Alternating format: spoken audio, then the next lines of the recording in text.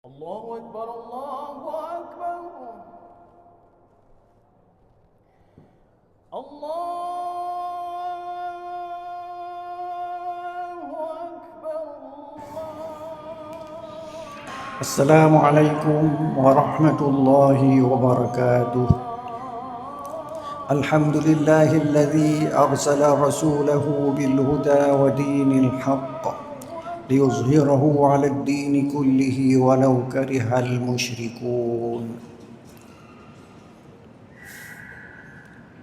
والصلاة والسلام على سيدنا محمد وعلى آله وأصحابه أجمعين. Ibadallah, para pendengar radio Baitur Rahman di mana saja anda berada, para peserta halaqah maghrib yang berada di Masjid Raya Baitur Rahman Banda Aceh, para pendengar radio Republik Indonesia Banda Aceh, para pendengar Radio Serambi FM, para pendengar radio-radio yang turut serta menyebarluaskan halaqah maghrib yang berasal dari Masjid Raya Baitur Rahman Banda Aceh. Marilah kita bersyukur kepada Allah Subhanahu wa taala atas limpahan rahmat iman dan Islam kepada kita semua.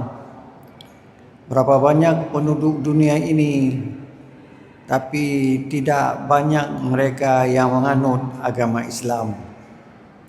Alhamdulillah, kita dianugerahkan iman dan Islam kepada kita semua. Marilah kita pelihara rahmat yang mulia ini. Kita selalu mengerjakan perintah-perintah Allah seperti kita melaksanakan salat berjamaah baik di Masjid Raya Baitur Rahman maupun di tempat-tempat yang lain. Selawat beriring salam tidak pernah lupa kita sampaikan kepada baginda Rasulullah sallallahu alaihi wasallam, kepada keluarganya, kepada para sahabatnya, kepada para tabi' dan tabi'in yang telah memperjuangkan agama Islam ini dari kecil menjadi besar hingga sampai ke daerah Aceh seramo Mekahnya. Mudah-mudahan kedepannya kita ini sudah menerima ajaran agama Islam. Marilah kita rawat ajaran agama Islam ini dengan rawatan yang merelakan Allah Subhanahu wa taala, bukan dengan mencaci maki, bukan dengan mencela, bukan dengan cara-cara yang tidak baik. Marilah kalau kita dapati orang yang tidak mengerjakan ajaran Islam secara baik, kita nasihati dia dengan baik sehingga dia kembali kepada kebaikan. Kalaulah kita caci maki dia, makin lama makin jauh dari kebenaran agama Islam ini. Hadirin hadirat yang berbahagia,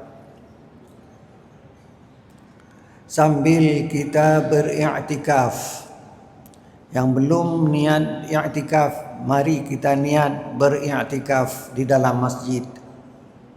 Sambil kita menunggu tibanya waktu Isya, marilah kita pelajari beberapa potong ayat suci Al-Quranul Karim yang termaktub dalam surat Al-Kahfi yang berbunyi, A'udzu billahi minasyaitonir rajim. وَمَنْ أَظْلَمُ مِمَّنْ ذُكِّرَ بِآيَاتِ رَبِّهِ فَأَعْرَضَ عَنْهَا وَنَسِيَ مَا قَدَّمَتْ يَدَاهُ إِنَّا جَعَلْنَا عَلَى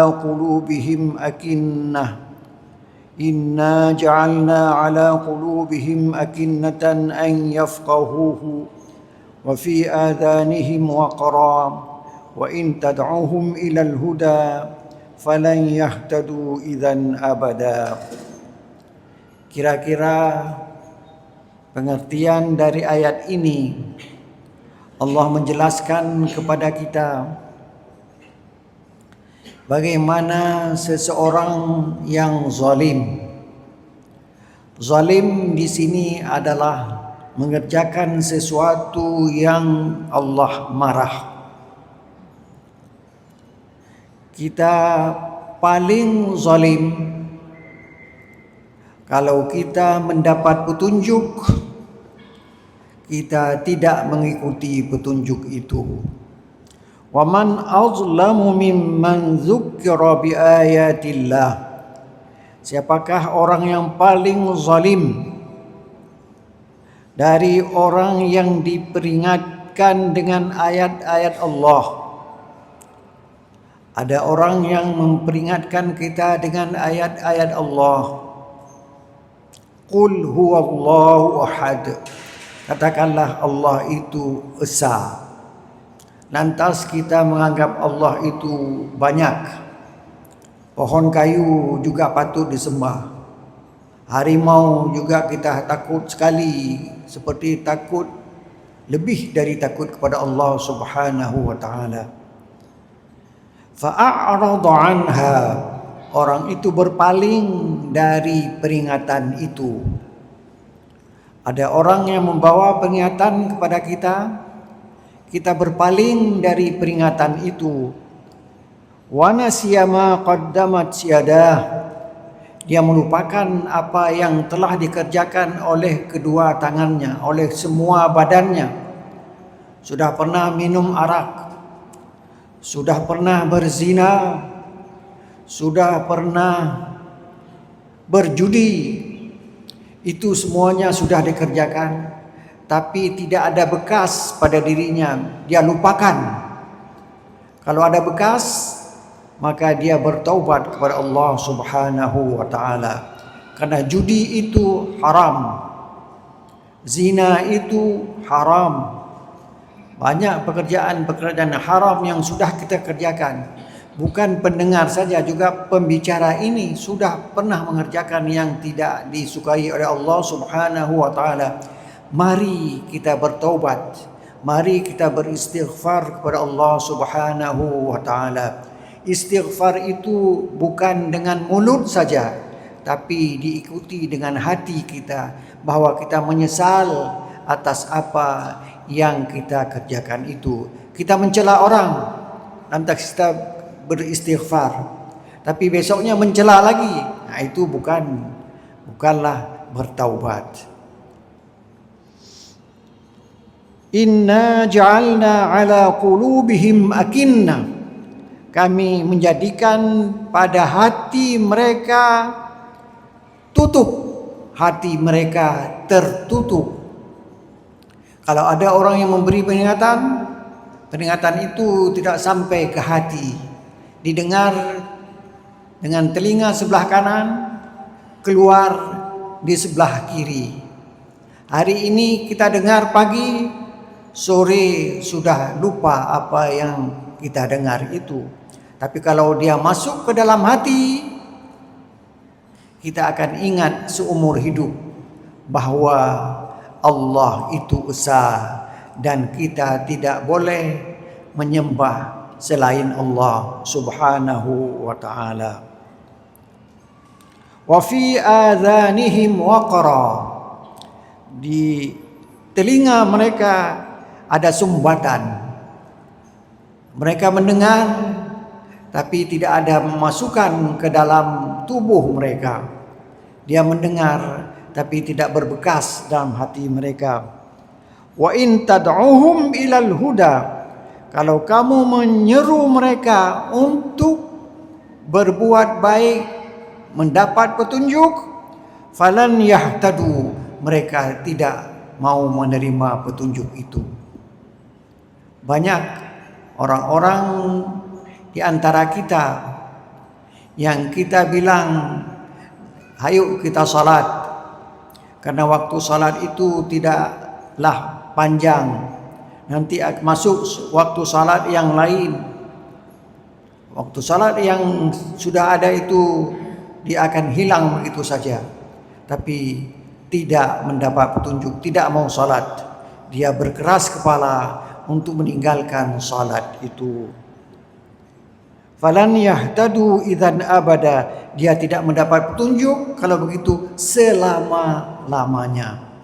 Selama hati mereka tertutup, selama telinga mereka tersumbat, apapun yang kita bilang, dia tidak masuk ke dalam hatinya, tidak masuk ke dalam batinnya. Hadirin berbahagia, ada orang Quraisy yang mendengar bacaan Rasulullah sallallahu alaihi wasallam. Bacaan itu dengan bahasa Arab. Quran itu diturunkan dengan bahasa Arab. Mereka mendengar. Tapi karena hati mereka tidak betul, pendengaran mereka pun tidak berbekas. Siapa orang itu? Kata kitab Sufyan bin Harb. Dia mendengar malam itu, dia tidak terpengaruh dengan bacaan Rasulullah sallallahu alaihi wasallam. Walaupun Sufyan bin Harb, ayah daripada Muawiyah, akhirnya masuk Islam dan Islamnya bagus. Walid bin Mughirah, mereka tidak sepakat, mereka tidak punya janji untuk mendengar, tapi masing-masing datang mendekati rumah baginda Rasulullah SAW. Mereka mendengar apa yang dibacakan oleh Rasulullah SAW. Dibacakan Al-Quran, mereka mendengar dan mereka mengerti. Nazar bin Haris dan Umayyah, banyak lagi mereka itu mendengar, tapi pendengarannya itu tidak berbekas dalam tubuh mereka. Seperti firman Allah, wa minhum man yastami'u ilaik. Di antara mereka itulah orang-orang yang saya sebutkan tadi. Yastami'u dengan yasma'u itu beda. Kata orang yang ahli bahasa Arab. Kalau saya tanya saja pada orang lain, baru kemudian saya sampaikan. Kalau yasma'u mendengar saja, yastami'u mendengar dengan penuh perhatian. Tapi karena hati mereka tidak baik, maka pendengaran itu tidak berbekas. Minhum man yastami'u ilaik waj'alna 'ala qulubihim akinnatan an yafqahu. Kami jadikan pada hati mereka penutup untuk mereka dapat memahami apa isi yang mereka dengar itu. Wa fi adhanihim waqra, juga di telinga mereka ada sumbatan. Wa in yarau kulla ayatin la yu'minu biha. Kalau mereka melihat tanda-tanda kebesaran Allah, mereka tidak beriman dengan tanda-tanda itu. Berapa banyak orang-orang kota Banda Aceh sudah pernah melihat bagaimana tanda-tanda kekuasaan Allah ketika tsunami. Tapi sesudah tsunami ada orang yang bertambah iman, lantas mereka salat, puasa, keluarkan zakat dan seterusnya. Tapi ada orang yang tidak ada bekas sama sekali, tsunami itu lewat, ingatannya pun lewat begitu saja. Hatta idza ja'uka, sehingga mereka ketika mendatangi kamu, siapa kamu itu? Muhammad. Sufyan bin Harb, Walid bin Mughirah, Nazar bin Haris, Umayyah dan Ubay, mereka datang kepada Muhammad, yujadilunak, bermujadalah. Mujadalah di sini artinya berdebat. Debat di sini boleh. Debat dalam agama Islam itu boleh. Tapi debat dari mereka itu tidak boleh. Kenapa? Mereka ingin menjatuhkan Nabi Muhammad sallallahu alaihi wasallam. Menjatuhkan dengan sebuah pertanyaan sehingga Rasulullah tidak bisa menjawab.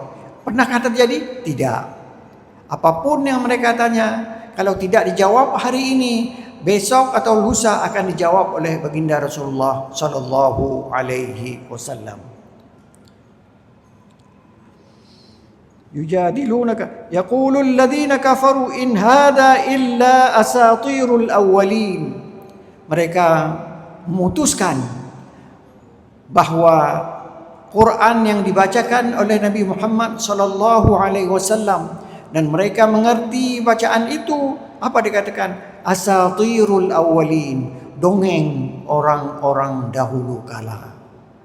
Hadirin berbahagia, inilah kesimpulan-kesimpulan mereka terhadap bacaan baginda Rasulullah sallallahu alaihi wasallam. Apakah kita sekarang mengikuti pemikiran mereka? Tentu tidak. Al-Quran hari demi hari terbukti kebenarannya. Ilmu pengetahuan tidak pernah menyatakan apa yang termaktub dalam Al-Quran itu dongeng. Semuanya dibuktikan oleh Allah Subhanahu wa taala. Misalnya Isra, perjalanan dari Mekah ke Baitul Maqdis, dari Baitullahil Haram ke Baitul Maqdis, semalam bisa bolak-balik. Sekarang terbukti dengan ada pesawat, bisa kita naik pesawat sebentar saja ke Baitul Maqdis, kemudian kita pulang lagi. Berarti apa yang dikerjakan oleh baginda Rasulullah sallallahu alaihi wasallam itu benar adanya dan mungkin terjadi di dunia ini.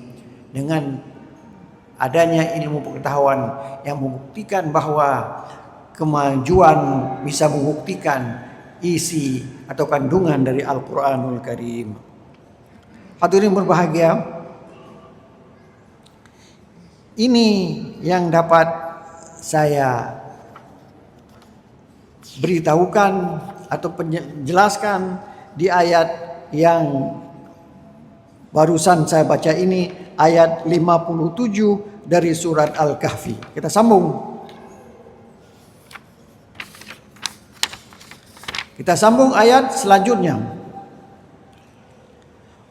Wa rabbukal ghafuru dzur rahmah law yu'akhidhuhum bima kasabu la'ajjala lahumul 'adzab bal lahum maw'idun lan yajidu min dunihi maw'ila. Ayat ini memberitahukan kepada kita Tuhan itu Maha Pemurah. Allah itu tidak kasar. Allah itu tidak menganiaya makhluknya. Wa rabbukal ghafur, Tuhanmu itu Maha Pengampun, Dzur Rahmah, punya rahmat kepada makhluk ini. Tapi kalau Allah marah, lau yu'akhiduhum bima kasabu, kalau kita dianiaya, disiksa sesuai dengan pekerjaan kita, la'ajjala lahumul adzab, akan diturunkan azab seketika. Misalnya kalau kita minum arak, lantas diazab, maka hampir semua orang pernah minum arak, maka kenalah azab. Atau orang yang kena azab itu mereka akan mati seketika. Tapi banyak juga orang yang di akhir hidupnya menjadi orang saleh, berubah dari dulu di waktu muda dia bengal dan di waktu tua jadi orang saleh. Lau yu'akhiduhum bima kasabu la'ajjala lahumul adzab. Kalau Allah mengazab mereka dengan apa yang mereka kerjakan, la'ajjala lahum, dan disegerakan azab itu, mereka akan habis semua di muka bumi ini. Atau sebahagian besar makhluk Allah itu sudah tidak centang perenang dengan azab Allah Subhanahu wa ta'ala. Tapi Allah Maha Pengampun, memberi ampun kepada kita. Kalau kita sudah terpeleset mengerjakan pekerjaan yang haram, marilah kita bertaubat kepada Allah Subhanahu wa taala. Bukan kita caci maki dia. Kita katakan kamu begini, kamu begitu. Jangan. Kalau dia bertaubat, Allah akan menerima taubat mereka. Ballahum mau'idun. Tapi Allah, kalau sudah lama orang itu berbuat jahat, akan menentukan waktunya. Kalau sudah sampai waktunya, Allah akan mengazab orang itu. Berapa banyak kita lihat orang-orang yang tersiksa karena sudah disampaikan azab oleh Allah Subhanahu wa taala. Lan yajidu min dunihi mau'ila. Mereka tidak mendapat tempat untuk berlindung daripada azab Allah Subhanahu wa taala. Jadi Allah memperingatkan kita, Allah Maha Pengasih. Tapi pengasih itu ada batas. Sifat pengasih itu ada batas. Kalau sudah sampai batasnya, mereka akan diazab. Itu ayat 58 dari surat Al-Kahfi. Dalam surat Fatir ayat 45, Allah mengulang, walau yu'akhidullahu an-nasa bima kasabu ma taraka ala zahriha min dabbah. Kalau Allah menghukum manusia sesuai dengan pekerjaan yang buruk yang mereka kerjakan, ma taraka ala zahriha, Allah tidak akan meninggalkan orang di atas bumi ini min dabbatin, dari binatang-binatang, baik manusia maupun jin maupun binatang apa saja. Kalau diazab terus oleh Allah, seketika tidak ada lagi manusia, tidak ada lagi jin di dunia ini. Tapi Allah memberikan waktu untuk kita untuk bertaubat. Marilah kita bertaubat. Saya mengharapkan kepada diri saya sendiri yang dulunya mengerjakan tak apa yang saya kerjakan, mari kita bertaubat. Dengan syarat jangan kita ulangi lagi. Kalau kita sudah minum minuman keras, bertaubat dari minum minuman keras, jangan minum lagi. Nah, begitu. Tapi kalau ada orang hari ini saya bertaubat, tidak minum minuman keras, dosanya minum lagi, itu mempermain-mainkan Allah. Dan kalau datang aniaya Allah, kalau datang siksa Allah, orang itu akan hancur semuanya. Dalam surat Ar-Ra'd ayat 1, wa inna rabbaka ladzu maghfiratin lin-nasi 'ala zulmihim wa inna rabbaka lasyadidul 'iqab. Ada dua sifat Allah. Allah pemberi maghfirah, pemberi ampunan atas kezaliman yang mereka kerjakan. Kezaliman di sini kita artikan orang tidak salat itu zalim. Orang tidak puasa itu zalim. Kalau kita mengartikan zalim itu kita memukul orang, itu zalim juga. Tapi zalim kepada orang lain. Zalim kepada orang lain sama dengan zalim kepada diri kita sendiri. Wa inna rabbaka lasyadidul 'iqab. Dan Tuhanmu sangat pedih siksaannya. Jadi Allah itu punya dua sifat. Satu sifat mengampuni, satu sifat lagi menyiksa orang yang berbuat jahat. Syaratnya kalau sudah berbuat jahat, ditunggu tidak bertaubat, baru disiksa orang itu. Seperti Firaun misalnya. Firaun diberi kekuasaan sehingga semua orang mengaguminya.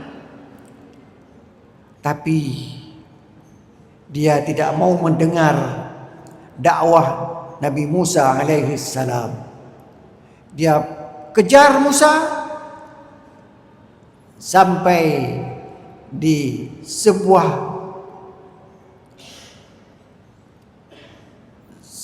apa namanya? Sebuah sungai, sebuah laut. Kata Musa,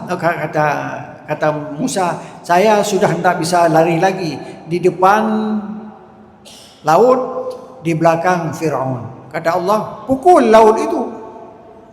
Dipukullah laut itu. Terbelah laut itu menjadi 12. Mereka masuk sampai Fir'aun ke situ. Apa kata Fir'aun? Inilah kebesaranku. Laut pun bisa terbelah kalau aku mau mengejar orang. Dia kejar sampai ke dasar lautan, air berkumpul kembali. Disitulah Fir'aun mati dan dia mau bertaubat. Taubat di saat itu tidak diterima lagi dan jasadnya ada di Mesir. Kalau kita mau tahu, tanyalah kepada orang-orang atau anak-anak kita yang pernah pergi ke Mesir, bagaimana tubuh Fir'aun di Mesir. Kalau kita mau pergi, bawa saya sekali supaya kita bisa lihat bagaimana tubuh Fir'aun yang ada di dalam sebuah tempat yang disimpan dengan baik. Hadirin berbahagia, jadi ini beberapa ayat yang menceritakan kepada kita bagaimana kejadian di masa lalu untuk kita ambil i'tibar supaya kita tidak melaksanakan pekerjaan yang jelek di masa lalu. Kita akan mengikuti pekerjaan Nabi Musa alaihissalam, Nabi Sulaiman. Apa kita tidak boleh kaya? Boleh. Nabi Sulaiman kaya sekali. Dia dengan kekayaan itu beribadat kepada Allah Subhanahu wa taala. Kita boleh kaya? Boleh. Dengan kekayaan itu kita pergi umrah, membawa orang-orang yang belum pernah pergi umrah. Hadirin berbahagia. Wa tilkal qura ahlaknahum. Itulah kampung-kampung.